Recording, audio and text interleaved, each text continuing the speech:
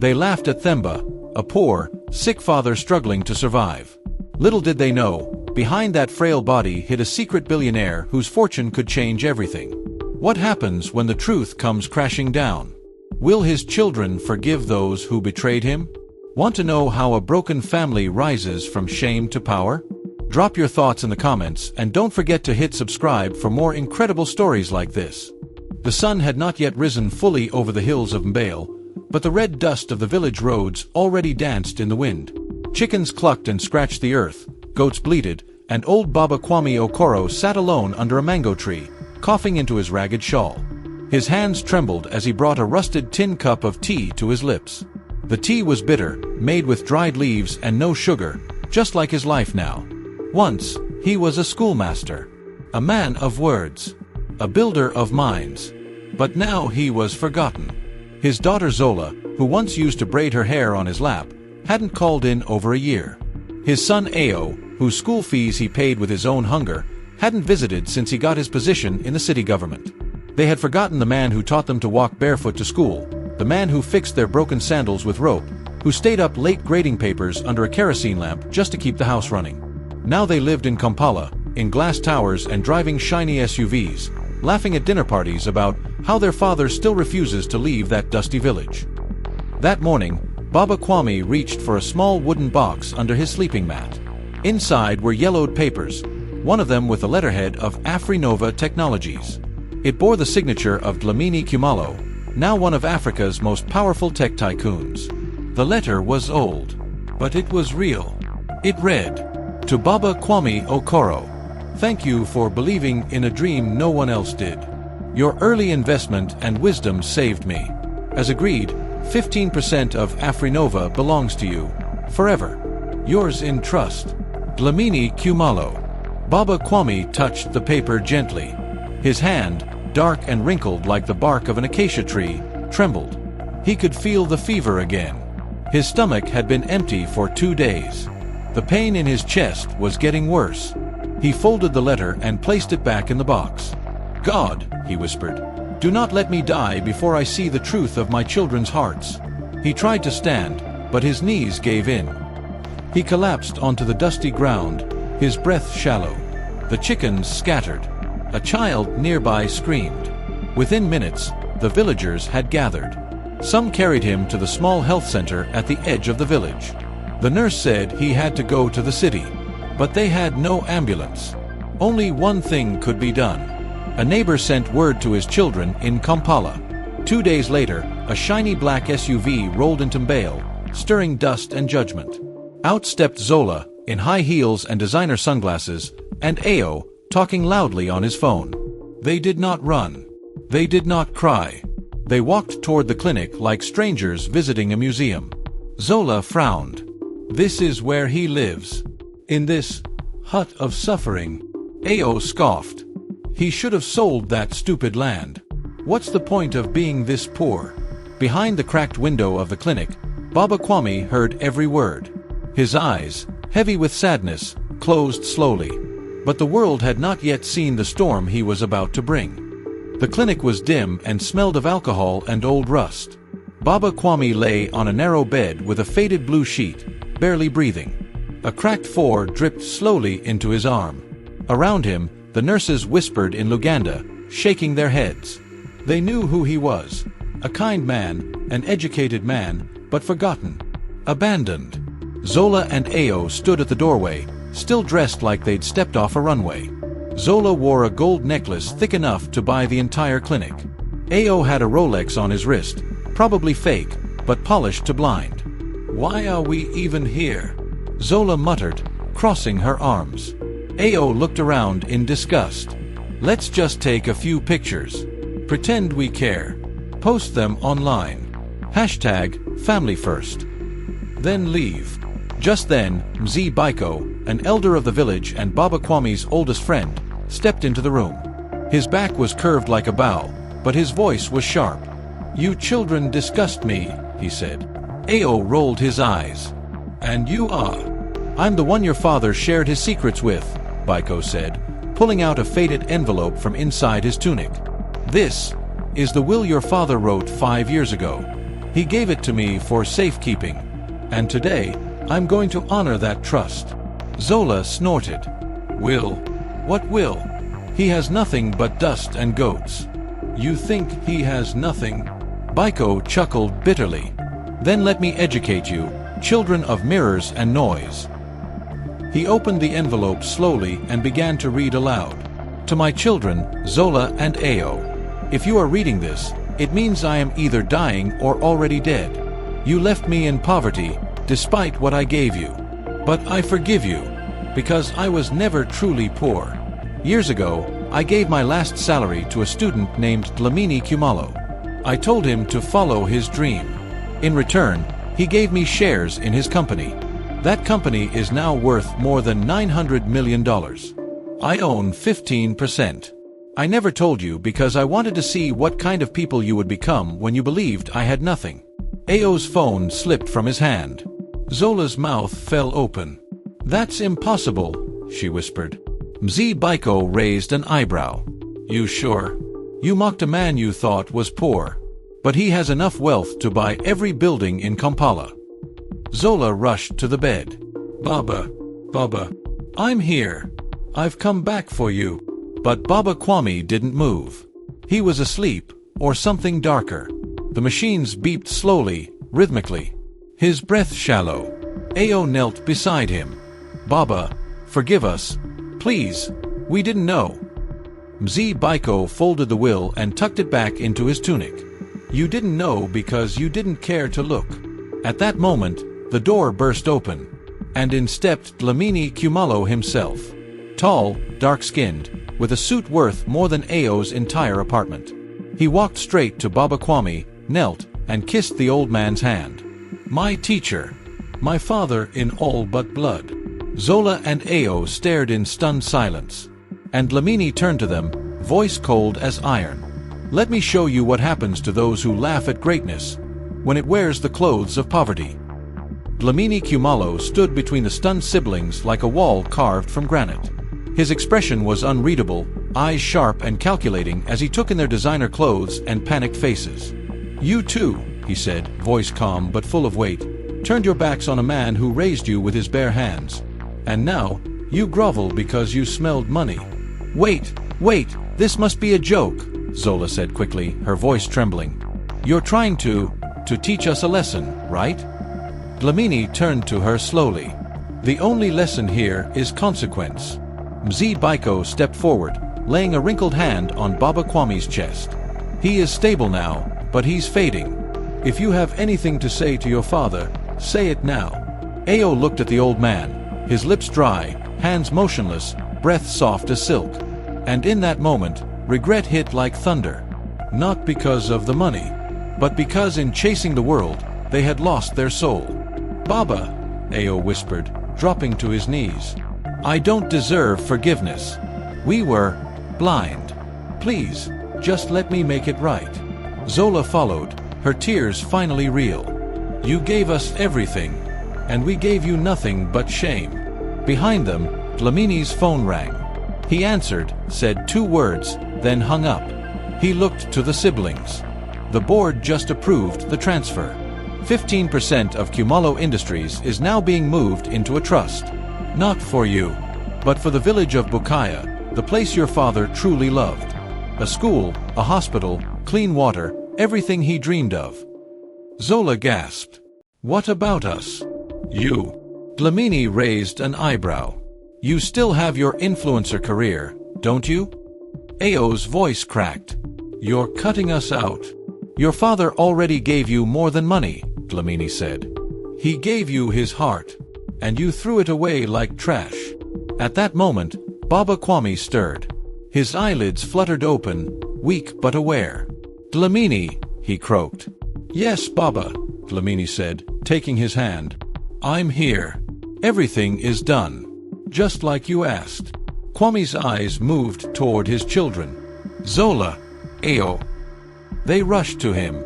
We're here, Baba. We're sorry. We're so sorry. A faint smile flickered on his lips. It is not your apology that heals me. It is your change.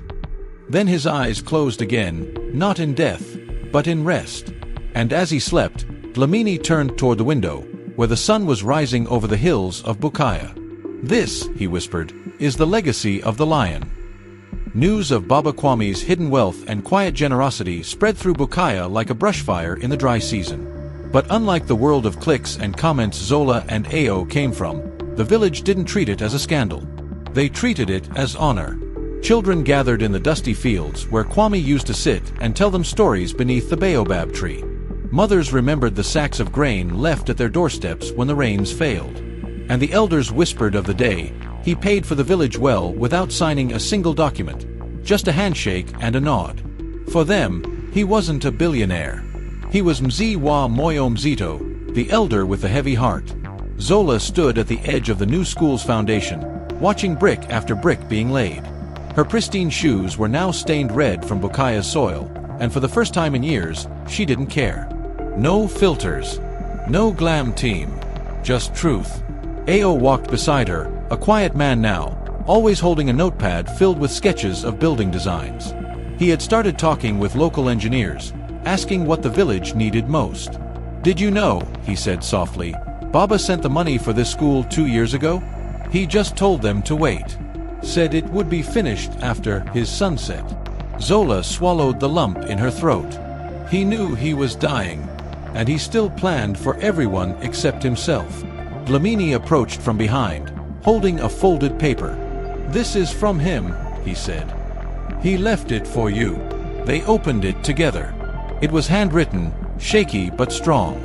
"My beloved Zola and Ao, the world will tempt you with gold, but don't forget the fire that forges it. Character is not built in comfort, it is revealed in the storm. I may have lost you to the city, but I pray you find your way back, not to me, but to who you truly are. Live simply, love fiercely, give generously. Then, and only then, you will know wealth." There were no tears this time, only silence, deep, heavy, full of purpose. Weeks passed, and when the school finally opened, it bore a carved sign above its gates. Kwame Kumalo School of Integrity. Zola gave the first speech. Not as a celebrity, not even as his daughter, but as a woman who had been broken and rebuilt by truth. "Baba," she said into the wind, "we laughed at your weakness, not knowing it was your greatest strength. We see now, and we will carry it." The villagers cheered. But somewhere in the hills, far beyond the noise, it was said the wind carried a voice that laughed gently, not in mockery, but in peace. The story of Kwame Kumalo, the sick man with a secret fortune, had traveled far beyond Bukaya. It reached cities where polished shoes rarely touched dust and where men in suits judged wealth by net worth, not by legacy. In Nairobi, Johannesburg, and even London, whispers of the billionaire farmer who fooled everyone stirred boardrooms and online gossip. But by then, Kwame was gone, and what remained was his plan, bigger than any of them imagined. A black Mercedes rolled into Bukaya one morning. From it stepped 2 men and a woman, all with slick devices and slicker tongues. "Miss Zola Kumalo," one of them said, flashing a corporate smile. Zola looked up from the school garden, her hands covered in earth. "We're here on behalf of Global Harvest Capital," he continued. "Your father's land, his properties, the mineral rights, there's untapped gold beneath some of the hills. We believe there's a massive opportunity here." She wiped her hands on her skirt and studied their eyes. Opportunity. The same word they had thrown at her in the city. The same word that made her trade kindness for clicks, heritage for hashtags. Ao stood beside her, silent, watching. "You want to buy our land?" Zola asked. "We want to help develop it," the woman corrected. "Think roads, factories, luxury retreats. Bukaya could be the next safari capital." Zola chuckled, soft but sharp. "My father already developed this land," she said. "With trust, not concrete. With dignity, not debt." The woman's smile faltered. "We're offering more than any NGO or village trust can. In real terms, you're sitting on land worth hundreds of millions. And you think wealth is something buried?"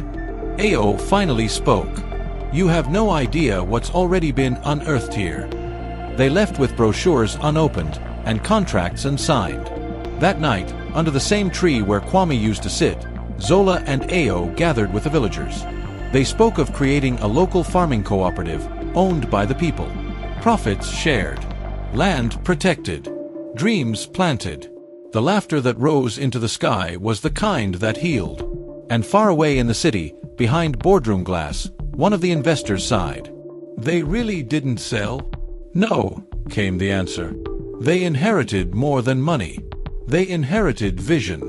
Weeks passed after the investors left Bukaya empty-handed. The village returned to its rhythm, children running through maize fields, elders gathering under acacia trees, and the sound of hammers echoing as the new school building took shape. Zola sat one morning on the veranda of her father's old house, a stack of yellowed envelopes on her lap.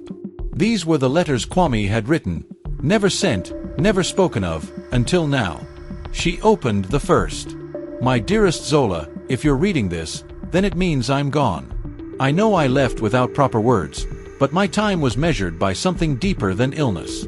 I needed to make sure you and your brothers learned what no money could buy, humility. Tears formed in her eyes. The next letter was for Themba, her youngest brother. Themba, you always loved speed. Fast cars, fast life. But true leadership is slow, thoughtful, rooted. You must learn patience to carry the weight of this land. Another letter, this one addressed to Ao. My son Ao, you saw through the illusions before anyone else. I see your pain. I also see your wisdom. The land is yours to shape, but not to own. Let others rise with you. Zola paused. Her fingers trembled. There were more, each written in different ink, different days, but with the same essence. Kwame never wanted his wealth to be a shield or a trap. He had wanted it to become a seed. Later that afternoon, the siblings met beneath the fig tree. Zola laid the letters before them. At first, they were silent, especially Themba, whose eyes burned with quiet shame. I mocked him, he said, voice low. I called him weak. But he was stronger than any of us. He never needed our approval, Zola replied. He just wanted us to grow. Themba stood and walked a few steps away, then turned.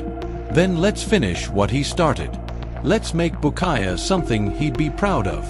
That night, under stars that watched without judgment, the Kumalo children made a pact, not to sell, not to split, but to serve. And far away, in a dusty drawer of a local office, a final letter lay unopened. It was addressed to the people of Bukaya. Inside it, Kwame had written, the future does not belong to the richest, but to those who remember where they came from. The morning sun spilled golden light over Bukaya, touching the freshly planted school garden and the new well pumping clear water. The village was stirring with hope, but the real change had only just begun. Zola, Themba, and Ao gathered at the community hall. This was no longer about personal wealth, it was about collective power. They presented their plan, to build a cooperative that would help every farmer, every trader, every family rise. Ao spoke first, voice steady and clear. Our father believed in us. Not because of money, but because of responsibility. We will invest in education, health, and clean energy. Bukaya will be more than a village, it will be a symbol. Themba, once reckless, now tempered with purpose, nodded. We'll start with the maize harvest. We'll improve the supply chain so no farmer loses profit to middlemen. Zola smiled. And I'll lead the education programs, because knowledge is the foundation of freedom. The villagers listened, their faces a mix of skepticism and curiosity. Change was daunting, but so was poverty. Days turned into weeks. The cooperative took shape. Tools and resources arrived. Ao secured partnerships with companies willing to support the project. Themba negotiated fair prices for crops. Zola launched literacy classes for women and children. One afternoon, a visitor came, a respected elder from a neighboring town. He watched the progress quietly before speaking. You three remind me of a proverb, he said. If you want to go fast, go alone. If you want to go far, go together. Your father's legacy is not in his bank account, but in the unity he dreamed for Bukaya. The children of Bukaya began to play by the well, their laughter a new melody of hope. From the shadows, Zola felt her father's presence, stronger than ever. Just when hope seemed to bloom fully in Bukaya, a shadow crept in from the past. Ao received a call late at night. The voice on the other end was cold, familiar, and dangerous. "You think your father's money will save you? You have no idea what's coming," the voice hissed. Themba's old debts with a ruthless local gang were resurfacing. Years ago, before his transformation, Themba had unknowingly borrowed from a powerful cartel. They had watched quietly as Bukaya changed, but they would not allow the village to thrive without control. That very week, strange vehicles appeared near the cooperative's storage barns. Men in dark clothes watched silently from the trees. Zola, sensing the tension, gathered her siblings. "We can't fight shadows with fear. We need a plan." They decided to confront the threat head-on. Using Ao's connections, they contacted trusted allies from the city, security experts who owed their family favors. Together, they prepared to defend Bukaya's future. Late one night, a group of masked men tried to sabotage the water pump. Alerted by the villagers, Ao and Themba caught them in the act. A fierce but brief confrontation followed, Bukaya's new strength revealed. The attackers fled, but the message was clear: the past would not let go easily. Yet, Bukaya stood firm. The cooperative, the children's laughter, the school, all reminders that the real power came from unity and courage. As tensions in Bukaya simmered, Ao knew it was time to reveal the family's secret. Gathering the villagers, he stood beside Themba, whose frail body seemed more fragile than ever. With a steady voice, Ao spoke. "My father is not just a man who has suffered. He is a man who has fought in silence, built a legacy unseen. Behind his illness lies a fortune, one he kept hidden not for pride, but to protect us." Whispers spread through the crowd like wildfire. Zola stepped forward, her eyes bright with conviction. "This money isn't just for us. It's for every child who dreams of school, every family who wants clean water, every farmer who wants their harvest to grow." Themba smiled faintly, tears in his eyes. "We endured mockery, but we never lost faith. This village is my treasure." With that, Ao announced plans to expand the cooperative, bringing new tools, education programs, and health clinics. The villagers, once skeptical, now looked at Themba with reverence. The poor sick man they had laughed at was the very heart of Bukaya's revival. But the celebration was cautious. The cartel's threat still lingered, and the battle for Bukaya's future was far from over. Just when hope began to rise in Bukaya, dark clouds gathered again. The cartel, angry that their grip on the land was slipping, sent new enforcers, men ruthless and armed to the teeth. One evening, as the sun dipped behind the hills, Ao spotted unfamiliar faces at the village edge. Tension crackled in the air. "We cannot let fear rule us," Ao told the villagers. "This fight is not just ours. It is for Bukaya's soul." Themba, despite his weakness, insisted on joining the defense. "I fought bigger battles. This is no different." With makeshift weapons, and the resolve of those who had little left to lose, the villagers prepared. The night was pierced by gunshots and shouts. The battle was brutal, but unity gave them strength. In the end, the cartel retreated, wounded and humiliated. Bukaya had survived. But Ao knew the war was far from over. Days passed, but the scars of the battle lingered in Bukaya. One afternoon, as the sun warmed the cracked earth, Themba called his children to his bedside. "Enough hiding," he said weakly but with fire in his eyes. "It's time you know who I really am." With trembling hands, he revealed documents, contracts, and bank statements, proof of a fortune amassed in distant cities and countries. Themba was not just a poor, sick man. He was a secret billionaire, a silent guardian whose wealth had been quietly growing while he lived humbly among them. Shock, disbelief, and awe filled the room. For years, they had mocked him, dismissed him, never guessing the truth. "But why keep this secret?" Ao asked. "Because wealth without purpose is empty," Themba replied. "I wanted to see who my true family is, those who love me not for money, but for me." Now empowered with this secret fortune, Ao and her siblings prepare to fight not only with courage but with resources that could change Bukaya's fate forever. Armed with the truth and the newfound wealth, Ao, Nia, and Kwame stepped into a new role, not just as children of a sick father but as leaders with a mission. They established community programs, rebuilt schools, and created jobs for the struggling people of Bukaya. The village that once laughed at their father now looked up to his children with respect and hope. But not everyone welcomed this change. The local elites, threatened by this rising power, plotted to undermine Themba's family. Rumors spread, alliances formed in shadows. Yet, the siblings remained united, their bond strengthened by the trials they had endured. Ao stood firm. This is not just about wealth. It's about dignity, justice, and the future of Bukaya. The battle was far from over, but now, they had the means to fight it on their terms. As the siblings began transforming Bukaya, whispers of jealousy and betrayal crept closer. One night, Kwame received a mysterious message warning him that someone close was planning to betray Themba's legacy for personal gain. Trust became fragile. Nia noticed strange faces lurking near their community projects, while Ao sensed that some old allies had turned into enemies.